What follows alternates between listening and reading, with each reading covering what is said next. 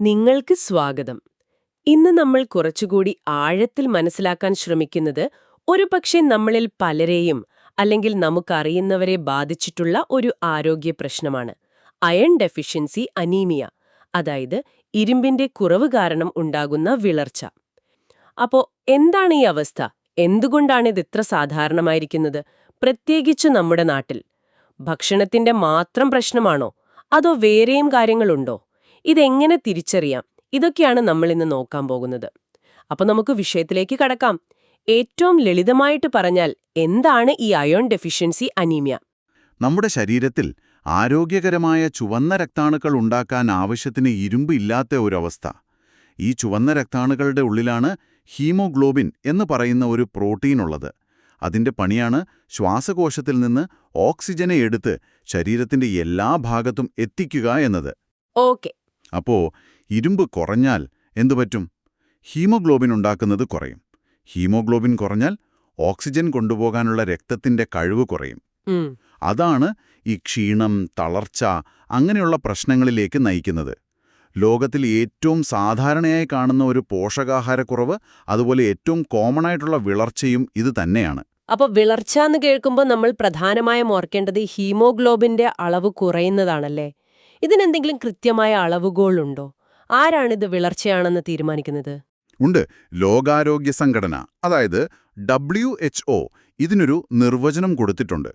മുതിർന്ന സ്ത്രീകളാണെങ്കിൽ രക്തത്തിലെ ഹീമോഗ്ലോബിന്റെ അളവ് 12 ഗ്രാം പെർ ഡെസിലിറ്റർ GDL താഴെയാണെങ്കിൽ വിളർച്ചയായി കണക്കാക്കും.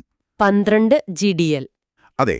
പുരുഷന്മാരിലാണെങ്കിൽ ഇത് 13 GDL-ൽ താഴെ.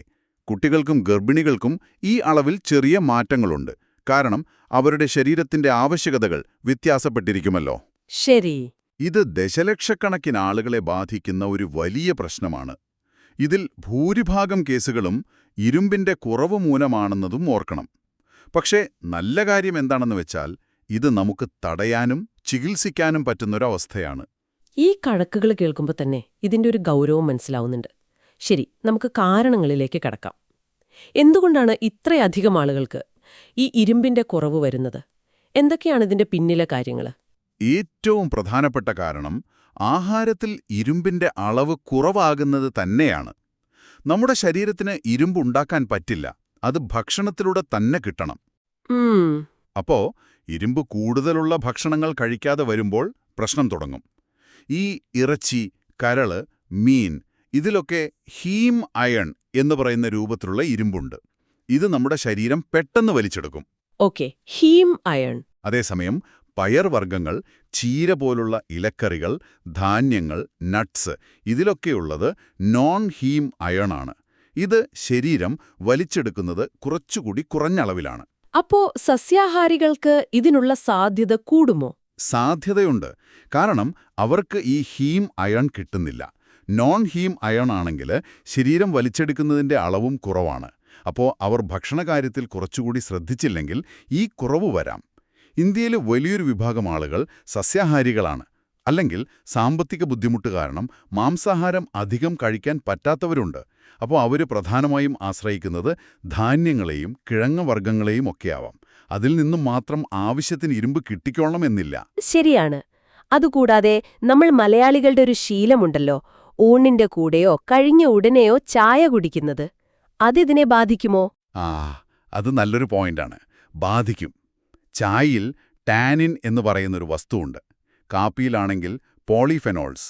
ഇവ രണ്ടും ഈ നോൺ ഹീം അയണിനെ പിടിച്ചുവെക്കും. ഹോഹോ. അതായത് നമ്മൾ കഴിക്കുന്ന ഇലക്കറിയിലെയും പയറിലെയുമൊക്കെ ഇരുമ്പ് ശരീരത്തിലേക്ക് കയറുന്നത് ഇവ തടയും. അതുകൊണ്ട് ഭക്ഷണത്തോടൊപ്പം, പ്രത്യേകിച്ച് ഇരുമ്പടങ്ങിയ ഭക്ഷണത്തോടൊപ്പം ചായയോ കാപ്പിയോ കുടിക്കുന്നത് ഒഴിവാക്കുന്നതാണ് നല്ലത്. ഇതൊരു പുതിയ അറിവാണല്ലോ. പകരം എന്തു ചെയ്യാൻ പറ്റും? വിറ്റാമിൻ സി അടങ്ങിയ ഭക്ഷണങ്ങൾ കഴിക്കുന്നത് ഈ നോൺ ഹീം അയണിന്റെ ആഗിരണം കൂട്ടാൻ സഹായിക്കും. ഉദാഹരണത്തിന് ഭക്ഷണത്തിൽ കുറച്ച് നാരങ്ങാനീര് ചേർക്കുക, അല്ലെങ്കിൽ ഒരു നെല്ലിക്ക കഴിക്കുക, ഓറഞ്ച് കഴിക്കുക ഒക്കെ ചെയ്യുന്നത് നല്ലതാണ്. അപ്പൊ ഭക്ഷണത്തിന്റെ കാര്യം കഴിഞ്ഞു. ഇനി എന്താണ് അടുത്ത പ്രധാന കാരണം? ചില പ്രായത്തില് അല്ലെങ്കിൽ അവസ്ഥകളിൽ കൂടുതൽ ഇരുമ്പ് വേണമെന്ന് കേട്ടിട്ടുണ്ടല്ലോ. തീർച്ചയായും. ശരീരത്തിന് ഇരുമ്പിന്റെ ആവശ്യം കൂടുന്ന ചില ഘട്ടങ്ങളുണ്ട്. അപ്പോൾ സാധാരണ കഴിക്കുന്ന അളവ് മതിയാവില്ല. ഏറ്റവും പ്രധാനം ഗർഭകാലമാണ്. ഉം, ഗർഭത്തിലുള്ള കുഞ്ഞിന്റെ വളർച്ചയ്ക്ക് ധാരാളം ഇരുമ്പ് വേണം. അതുപോലെ അമ്മയുടെ ശരീരത്തിൽ രക്തത്തിന്റെ അളവ് കൂടുന്നുണ്ട്, മറുപിള്ളയുണ്ടാകുന്നുണ്ട്. ഇതിനൊക്കെ കൂടുതൽ ഇരുമ്പ് വേണം. അതുകൊണ്ടാണ് ഗർഭിണികൾക്ക് അയൺ ഗുളികകൾ ഡോക്ടർമാർ നിർബന്ധമായും കൊടുക്കുന്നത്. ശരിയാണ്. അതുപോലെ കുട്ടിക്കാലം 1 വയസ്സ് മുതൽ കൗമാരപ്രായം വരെ ശരീരം വളരെ വേഗത്തിൽ വളരുന്ന സമയമാണ്. അപ്പോഴും ഇരുമ്പിന്റെ ആവശ്യം കൂടുതലാണ്. ഓക്കെ. നേരത്തെയുള്ള കല്യാണം, കൗമാരത്തിലുള്ള ഗർഭധാരണം, പിന്നെ പ്രസവങ്ങൾ തമ്മിൽ വലിയ ഇടവേളയില്ലാത്ത അവസ്ഥ, ഇതൊക്കെ സ്ത്രീകളുടെ ശരീരത്തിലുള്ള ഇരുമ്പിന്റെ സ്റ്റോക്ക് പെട്ടെന്ന് തീർന്നു പോകാൻ കാരണമാകും. അവർക്ക് ആ നഷ്ടം നികത്താനുള്ള സമയം കിട്ടുന്നില്ല. അതും ഒരു വലിയ ഘടകം തന്നെ. ഇനി ഭക്ഷണത്തിലെ കുറവ്, ശരീരത്തിന്റെ കൂടിയ ആവശ്യം, ഇത് രണ്ടുമല്ലാതെ രക്തം നഷ്ടപ്പെടുന്നതും ഒരു കാരണമല്ലേ? അതെ, സ്ഥിരമായ രക്തനഷ്ടം, ക്രോണിക് ബ്ലഡ് ലോസ്, ഇതും വളരെ സാധാരണമായ ഒരു കാരണമാണ്, പ്രത്യേകിച്ച് മുതിർന്നവരിൽ. രക്തം പോകുമ്പോൾ കൂടെ ഹീമോഗ്ലോബിനും അതിലെ ഇരുമ്പും നഷ്ടപ്പെടും.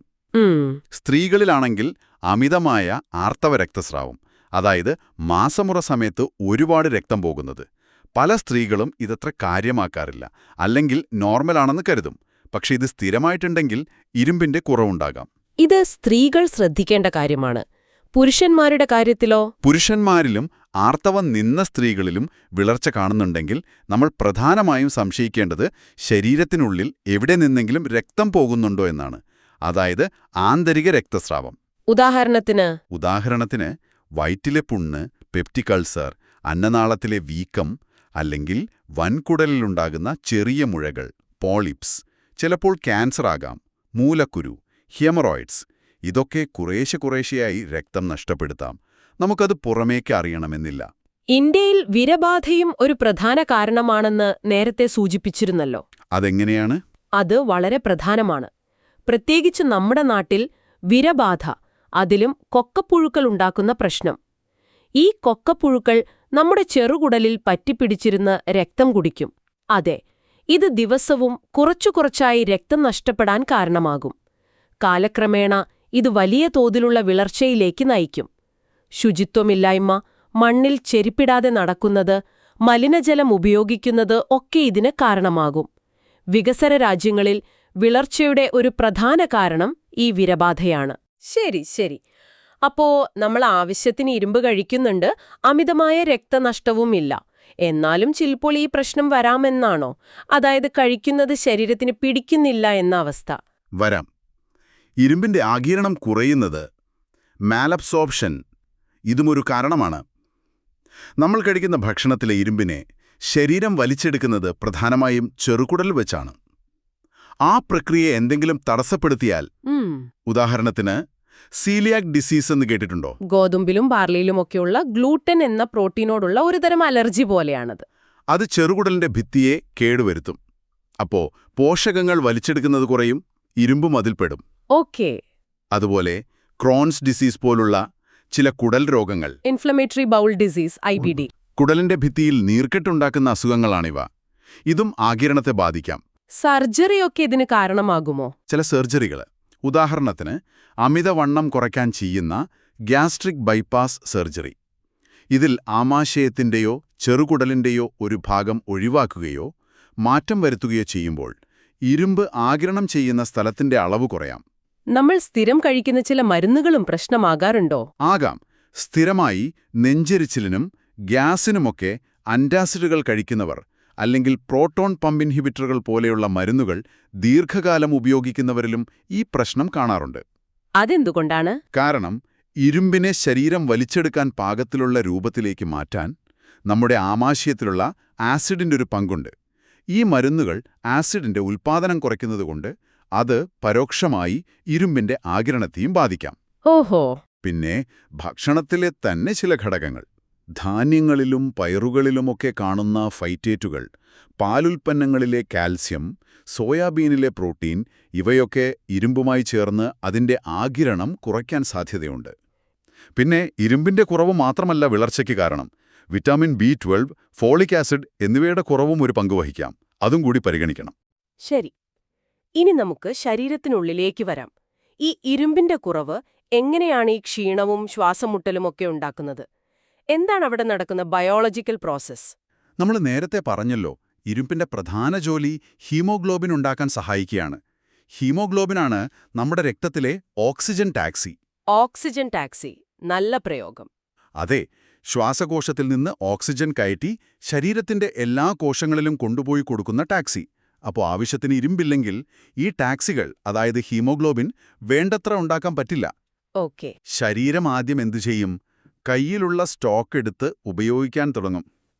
ഈ സ്റ്റോക്ക് പ്രധാനമായും ഫെറിറ്റിൻ എന്ന രൂപത്തിൽ കരളിലും പ്ലീഹയിലും അസ്ഥിമജ്ജയിലുമൊക്കെ സൂക്ഷിച്ചിട്ടുണ്ട്. ഈ സ്റ്റോക്ക് കുറഞ്ഞു തുടങ്ങുമ്പോഴും ചിലപ്പോൾ ഹീമോഗ്ലോബിൻ അളവ് നോർമലായിരിക്കും.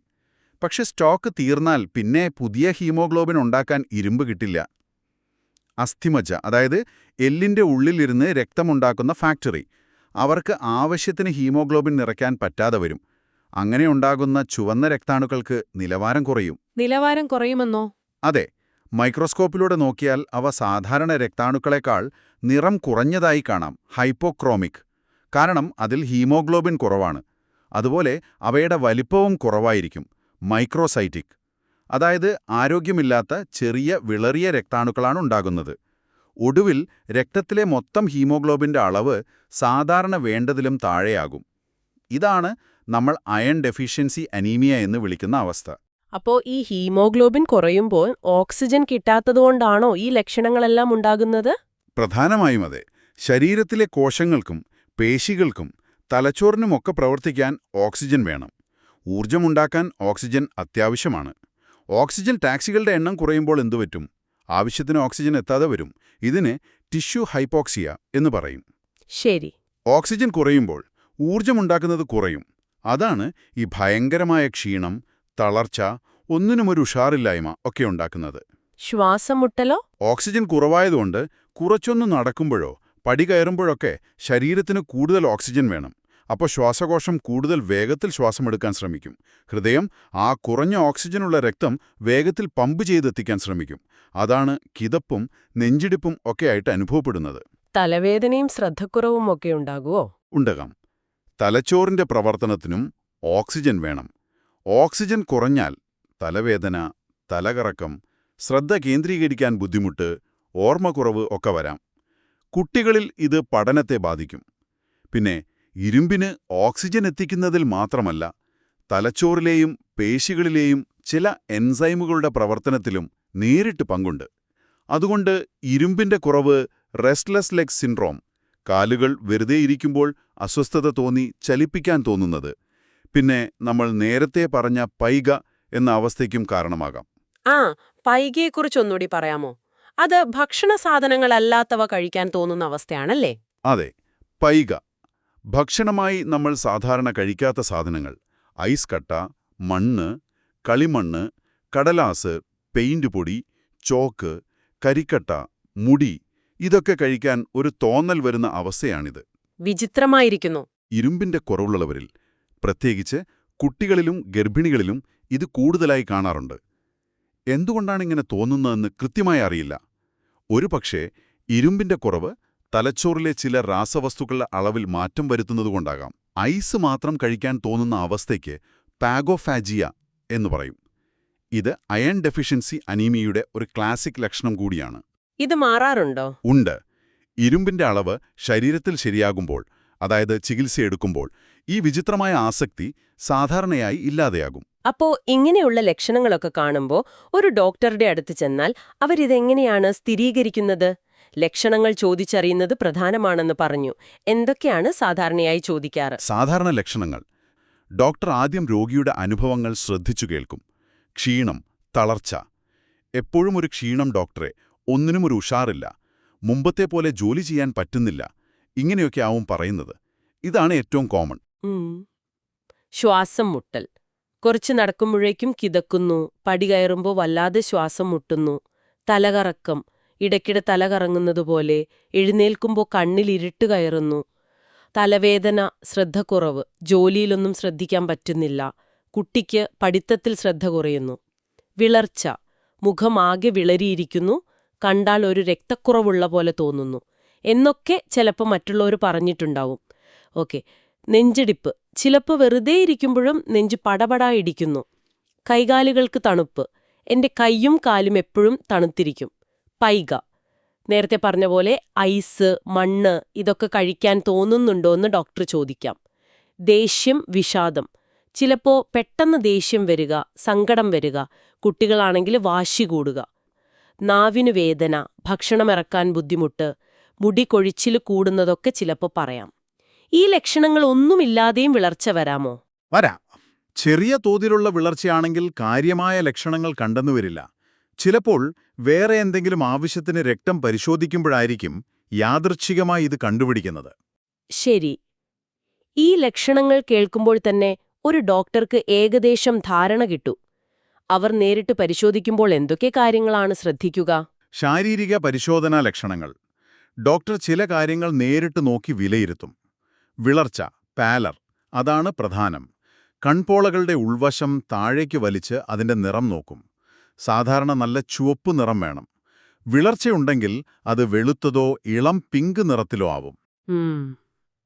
കൈപ്പത്തിയിലെ രേഖകൾ, നഖങ്ങളുടെ അടിഭാഗം, ചുണ്ടുകൾ, മുഖം ഇതൊക്കെ നോക്കി വിളർച്ചയുണ്ടോന്ന് മനസ്സിലാക്കാം. നഖങ്ങൾ ശ്രദ്ധിക്കും.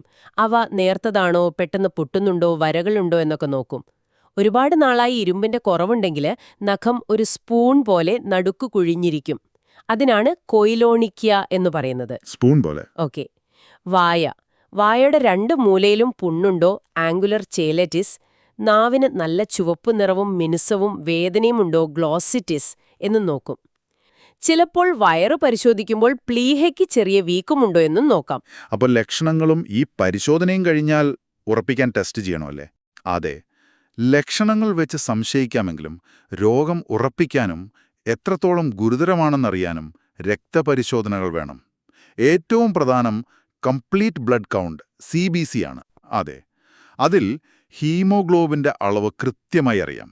അതോടൊപ്പം ചുവന്ന രക്താണുക്കളുടെ എണ്ണം, അവയുടെ ശരാശരി വലിപ്പം, MCV, അവയിലെ ഹീമോഗ്ലോബിന്റെ അളവ്, നിറം, MCH, MCHC ഒക്കെ അറിയാൻ പറ്റും. അയൺ ഡെഫിഷ്യൻസി അനീമിയയിൽ സാധാരണയായി ഹീമോഗ്ലോബിൻ കുറവായിരിക്കും, MCV കുറവായിരിക്കും. അതായത് ചെറിയ രക്താണുക്കൾ മൈക്രോസൈറ്റിക്. MCH, MCHC കുറവായിരിക്കും. നിറം കുറഞ്ഞ രക്താണുക്കൾ ഹൈപ്പോക്രോമിക്. ഇത് ഉറപ്പിക്കാൻ വേറെ ടെസ്റ്റ് ഉണ്ടോ? ഉണ്ട്. ഇത് അയൺ ഡെഫിഷ്യൻസി തന്നെയാണെന്ന് ഉറപ്പിക്കാൻ അയൺ സ്റ്റഡീസ് എന്നൊരു പാനൽ ടെസ്റ്റ് കൂടി ചെയ്യും. അതിൽ രക്തത്തിലെ ഇരുമ്പിന്റെ അളവ്, സീറം അയൺ, ശരീരത്തിൽ ഇരുമ്പ് സ്റ്റോർ ചെയ്തിരിക്കുന്നതിന്റെ അളവ്, സീറം ഫെറിറ്റിൻ, ഇരുമ്പിനെ കൊണ്ടുപോകാനുള്ള പ്രോട്ടീന്റെ ശേഷി, TIBC ഒക്കെ നോക്കും. ഇതിൽ ഫെറിറ്റിന്റെ അളവ് കുറയുന്നത് അയൺ ഡെഫിഷ്യൻസിയുടെ ഏറ്റവും പ്രധാനപ്പെട്ട ഒരു സൂചനയാണ്. അപ്പോൾ കാരണം കണ്ടെത്തേണ്ടതും പ്രധാനമാണല്ലേ? വളരെ പ്രധാനം. ടെസ്റ്റിലൂടെ അനീമിയ ആണെന്നും അത് ഇരുമ്പിന്റെ കുറവ് കൊണ്ടാണെന്നും സ്ഥിരീകരിച്ചു കഴിഞ്ഞാൽ അടുത്ത പടി എന്തുകൊണ്ട് ഈ കുറവ് വന്നു എന്ന് കണ്ടെത്തലാണ്. ഭക്ഷണരീതികൾ, ആർത്തവത്തെക്കുറിച്ചുള്ള വിവരങ്ങൾ, ഗർഭധാരണം, സർജറി കഴിഞ്ഞിട്ടുണ്ടോ, വിരയുടെ പ്രശ്നമുണ്ടോ, മറ്റെന്തെങ്കിലും അസുഖങ്ങളുണ്ടോ എന്നൊക്കെ ഡോക്ടർ വിശദമായി ചോദിച്ചറിയും. കാരണം കണ്ടെത്തി അത് പരിഹരിച്ചാലേ ചികിത്സ പൂർണ്ണമാകൂ. അല്ലെങ്കിൽ വീണ്ടും വരാനുള്ള സാധ്യതയുണ്ട്. വളരെ വിശദമായി നമ്മൾ സംസാരിച്ചു. അപ്പോൾ ഇതെല്ലാം എന്താണ് അർത്ഥമാക്കുന്നത്? നേരത്തെ കണ്ടെത്തുന്നതും ശരിയായ ചികിത്സയെടുക്കുന്നതും വളരെ പ്രധാനമാണ്. ചികിത്സയെക്കുറിച്ച് നമ്മൾ ഇന്ന് വിശദമായി സംസാരിച്ചില്ലെങ്കിലും ഇത് പരിഹരിക്കാൻ പറ്റുന്ന ഒരവസ്ഥയാണെന്ന് ഓർക്കുക. കാരണം കണ്ടെത്തി അയൺ സപ്ലിമെന്റുകളും ഭക്ഷണക്രമീകരണവുമൊക്കെ ചെയ്യുമ്പോൾ ഇത് പൂർണ്ണമായും ഭേദമാകും. തീർച്ചയായും. ഇനി ഇത് കേൾക്കുന്ന നിങ്ങൾക്കായി ഒരു ചോദ്യം അല്ലെങ്കിൽ ഒരു ചിന്ത. ഈ അവസ്ഥ ഇത്ര വ്യാപകമാണെന്നും ഭക്ഷണം, ശുചിത്വം, അറിവ്, സാമ്പത്തികം പോലുള്ള അടിസ്ഥാന കാര്യങ്ങളുമായി ഇതിന് ബന്ധമുണ്ടെന്നും നമ്മൾ കണ്ടു. അങ്ങനെയെങ്കിൽ ഈ ഇരുമ്പിന്റെ കുറവിനെക്കുറിച്ചുള്ള ഒരവബോധം കൂട്ടാനോ ഇതിനെ തടയാൻ സഹായിക്കാനോ നിങ്ങളുടെ വ്യക്തിപരമായ ജീവിതത്തിൽ അല്ലെങ്കിൽ നിങ്ങളുടെ ചുറ്റുവട്ടത്ത് എന്ത് ചെറിയ കാര്യം ചെയ്യാൻ സാധിക്കും? ഒരുപക്ഷെ അത് നിങ്ങൾ കഴിക്കുന്ന ഭക്ഷണത്തെക്കുറിച്ച് ഒന്നുകൂടി ശ്രദ്ധിക്കുന്നതാകാം, അല്ലെങ്കിൽ നിങ്ങളുടെ വീട്ടിലുള്ളവരോട് ഇതിനെക്കുറിച്ച് സംസാരിക്കുന്നതാകാം, കുട്ടികളുടെ ഭക്ഷണത്തിൽ ഇലക്കറികൾ ചേർക്കാൻ ഓർമ്മിപ്പിക്കുന്നതാകാം, അല്ലെങ്കിൽ ശുചിത്വത്തിന്റെ പ്രാധാന്യം പറയുന്നതാകാം. എന്തെങ്കിലും ഒന്ന് ചിന്തിച്ചു നോക്കൂ. ചെറിയ കാര്യങ്ങൾക്ക് പോലും വലിയ മാറ്റങ്ങൾ കൊണ്ടുവരാൻ കഴിഞ്ഞേക്കാം.